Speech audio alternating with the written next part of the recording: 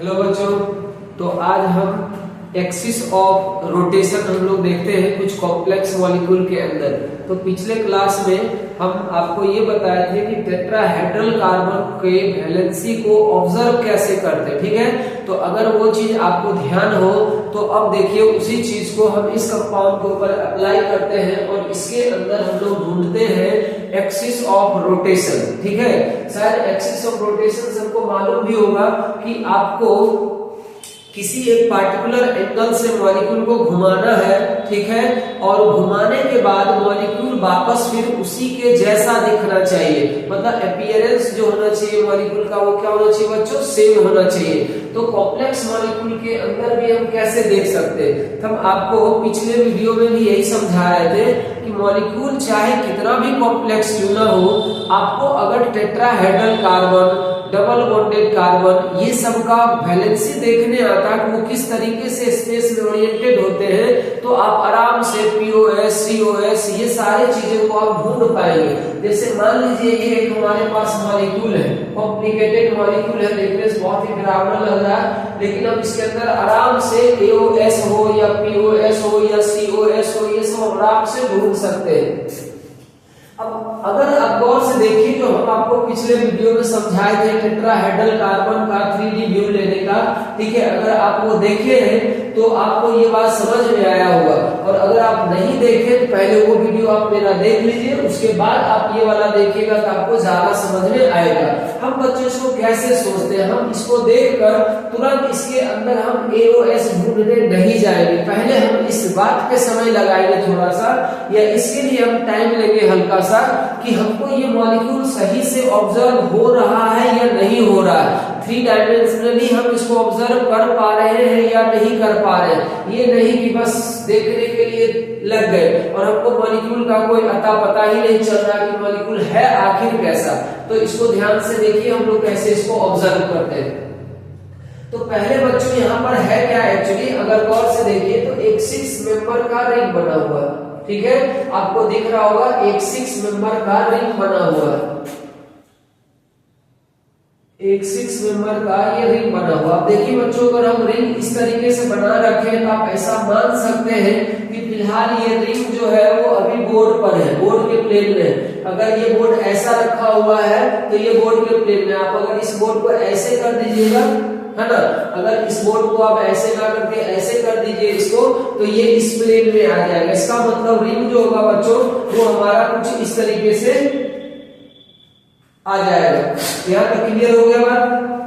अब हम ये देखेंगे कि ये सब जो रिंग है वो किस तरीके से, क्या वो भी इसी प्लेन में है या फिर ऐसा है। तो देखिए बच्चों, यहाँ जानबूझकर बेस डैश में दिखाए नहीं है, तो हम आपको यही समझाए थे कि हम बेस डैश दिखाएं या ना दिखाएं उससे कोई फर्क नहीं पड़ता, मॉलिक्यूल हमेशा वैसे ही रहते हैं, चाहे वो बेस डैश में दिखाया गया हो या ना दिखाया गया हो। हम इसको देखिए एक एक पॉइंट को समझते हैं।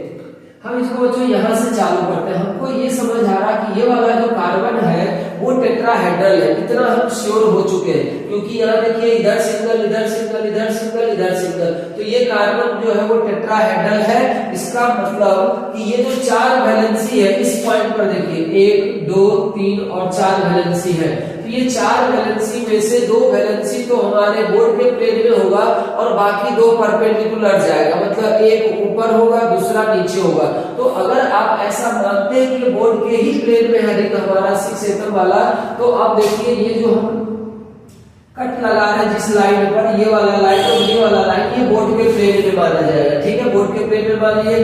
तो इन दोनों में से कोई भी बच्चों ये लाइन और ये लाइन, कोई भी एक लाइन जो है वो या तो इस प्लेन के ऊपर होगा या तो उस प्लेन के नीचे जाएगा, कोई भी एक लाइन, आप जिसको आप मानना चाहें। तो हम ऐसा मान लेते हैं कि ये वाला लाइन जो है बच्चों वो मान लिया जाए कि बोर्ड के नीचे जा रहा है। इसका मतलब है कि इस वाले लाइन को हम डैश बना दिए, ये वाला लाइन डैश हो गया, तो ऑब्वियस है कि इसी पॉइंट से एक वाला जो जाएगा वो अबव द प्लेन हो जाएगा, तभी दोनों भी परपेंडिकुलर होगा।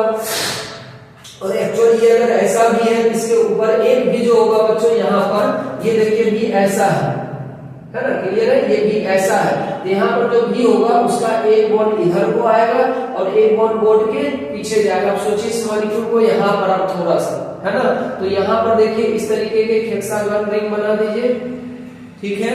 अब यहाँ पर अगर देखिएगा तो एक बॉन्ड इसका इधर आएगा, एक बॉन्ड इधर को जाएगा, तो हम अभी एक बॉन्ड ये वाला जो बच्चों ये डैश बना दिए, ठीक। तो ये हमको क्या करना पड़ेगा, यहाँ पर वेज बनाना होगा, ये ऐसा हो गया। अब सोचिए ये आ गया ऐसा, फिर से अगर आप इसकी बात करते हैं तो अगर ये वेज चला गया तो फिर अब सब कार्बन इसका क्या हुआ, वेज पर ही जाएगा। क्यों? क्योंकि ये सब रिंग बना हुआ है। ऐसा नहीं हो सकता बच्चों की आधा एटम ऊपर आधा एटम नीचे, ये सर्वाइव नहीं कर पाएगा। इसीलिए ये पूरा का पूरा जो 5 एटम का रिंग है बच्चों को ओवरऑल आपका कहाँ रहेगा, वेज भी रहेगा। आप इसको ऐसे ही समझ जाइए कि अब आपका ये जो 5 एटम वाला रिंग है बच्चों वो हमेशा कहाँ जाएगा, ये वेज पर ही रहना होगा। इसको दूसरा इसका कोई ऑप्शन नहीं है। ये 5 एटम का जो आपका एक रिंग है वो आप ऐसा मान लीजिए कि ये वेज पर रहेगा। हम इसको थोड़ा सा डार्क बना देंगे, हम इसको क्या करेंगे बच्चों, डार्क बना देंगे। ये हमारा पूरा का पूरा रिंग जो है ये अपसाइड ही होगा, ये पूरा रिंग अपसाइड होगा, इतना श्योर हो गए।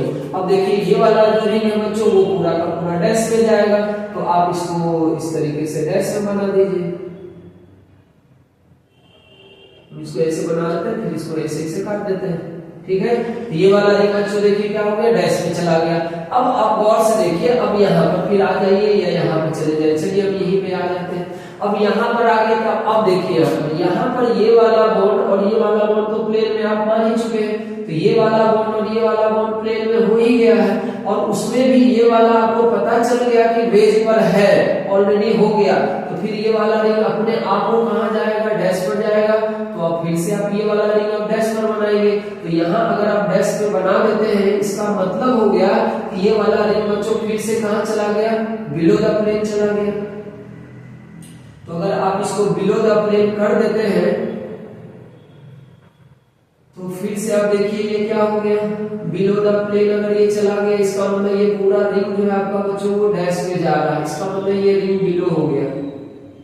कोई दिक्कत? तो आप इतना अगर समझे होंगे तो आपको एक आइडिया लग गया कि ये रिंग भले ऐसे लिखा हुआ नहीं है, लेकिन एक्चुअल अगर इसका व्यू देखेंगे तो एक्चुअल व्यू आपको यही दिखेगा कि एक रिंग के बाद एक रिंग क्या होगा, एक नीचे जाएगा एक ऊपर आएगा, एक नीचे जाएगा एक ऊपर आएगा। इसका मतलब फिर से जो ये वाला रिंग है बच्चों वो फिर से आपको कहाँ लेना पड़ जाएगा, ये आपको फिर से बेस पर ही लेना पड़ेगा, ये फिर से रिंग ऊपर ही रहेगा, ठीक है।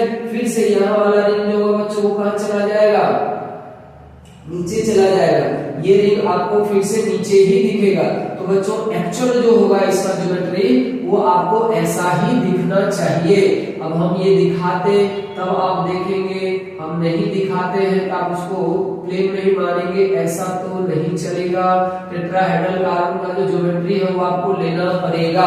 तो आप गौर से देखिए ना, तो एक 6 एटम का रिंग है जिसमें से 3 को जो रिंग है बच्चों वो ऊपर रहेगा। उसको ऐसे थोड़ा 3D में समझने की कोशिश करिए। हम ये जो 6 एटम का रिंग है बच्चों उसको आपके सामने यहाँ बना रहे हैं, यही प्रमाण हम बना रहे हैं। तो 6 एटम का रिंग हम देखिए कैसे ड्रॉ करते हैं। ये रहा 6 एटम का रिंग, एक ऐसे गए, एक ऐसे गए, फिर ऐसे आ गए, फिर ऐसे आ गए, फिर ऐसे आ गए, फिर ऐसे आ गए। सोचिए कि ये जो रिंग है ये पूरा 6 एटम का रिंग यहाँ पर है, हवा में इस प्लेन पर, ठीक है।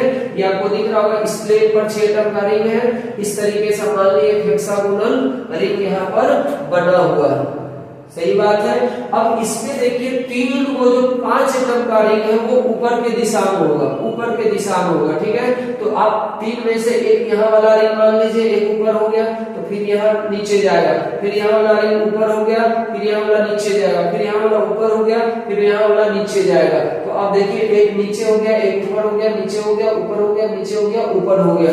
इस तरीके से ये एक्चुअल ज्योमेट्री है। तो अगर आप गौर से देखेंगे तो आपको ये लगेगा कि अगर हम इस प्लेन के परपेंडिकुलर इधर से अगर इस तरफ हम एक एक्सिस पास कर देते हैं और इसको रिंग को अगर हम 120 डिग्री से घुमाते हैं, 120 डिग्री से घुमाएंगे, देखिए 120 से घुमाएंगे तो ये वाला रिंग वापस फिर से यहाँ चला जाएगा, ये वाला रिंग फिर से यहाँ चला आएगा, ये वाला रिंग फिर से यहाँ चला आएगा, और ये वाला रिंग फिर यहाँ जाएगा, ये वाला रिंग फिर यहाँ आएगा, ये वाला रिंग फिर यहाँ चला जाएगा।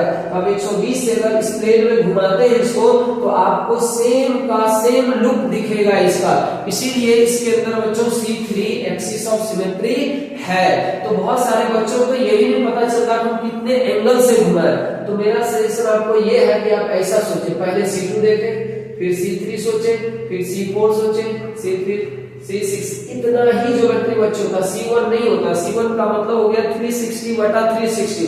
पूरा एक बार घुमाइएगा तो हर बार लुक वैसा ही रहेगा। ठीक है, जैसे मान लिया हम यहाँ पर है, ठीक है, अगर हम इस पोजीशन से 360 डिग्री घूम जाए वापस फिर से ऐसे ही आ जाएंगे। तो 360 में तो हमेशा बराबर ही आना, 360 में हमेशा बराबर ही आना, इसलिए C1 नहीं देते। तो जब भी आपको मॉलिक्यूल के अंदर देखना पहले यही देखिए, C2 खोजिए। C2 खोजने का मतलब ये है कि देखिए कि क्या हम इसको 180 डिग्री से घुमाएंगे तो क्या सेम लुक हमको मिलेगा क्या। तो फिर उसके लिए आप एक एक्सिस ढूंढिए, कहीं से कहीं भी पार करिए, बॉन्ड से बॉन्ड में, एटम से एटम में परपेंडिकुलरली देखिए, सोचिए घुमा के कि क्या 180 से हमारा कोई लुक सेम आ रहा है क्या। नहीं आ रहा होगा तो आप फिर C3 ढूंढने की कोशिश करिए। ये मत सोचिए कितना एंगल से घुमा है, आप पहले ये ढूंढिए, अपने आप एंगल निकल जाए। C3 से कहने का मतलब हुआ 360 बटा 120, तब ये C3 आता है। C3 ढूंढने का मतलब हुआ कि सोचिए 120 से घुमाने पर ये सेम लुक देगा क्या। तो सीधा सीधा दिख रहा बच्चों, अगर आपको इस मॉलिक्यूल का मीनिंग अगर ये समझ में आ गया हो तो आप सीधा सीधा देखेंगे कि ये सब एक जैसा, ये तीनों एक जैसा है।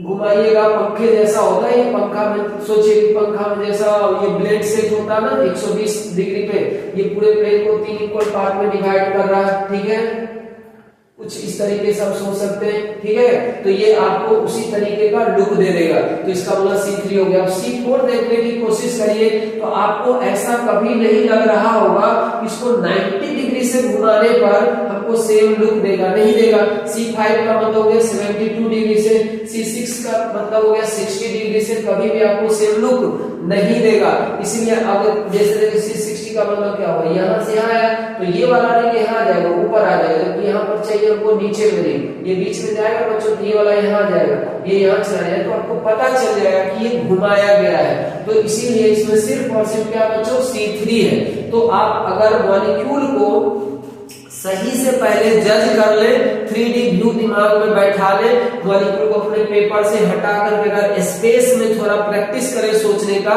तो आपका ये सब देखने का जो नजरिया है बिल्कुल बदलेगा। और धीरे धीरे आप प्रैक्टिस करते जाएंगे तो ये आपको और आसान लगना चालू हो जाएगा। हम और भी मॉलिक्यूल के बारे में डिस्कशन करेंगे। ठीक है, तो शायद ये मॉलिक्यूल आपका क्लियर हो गया होगा।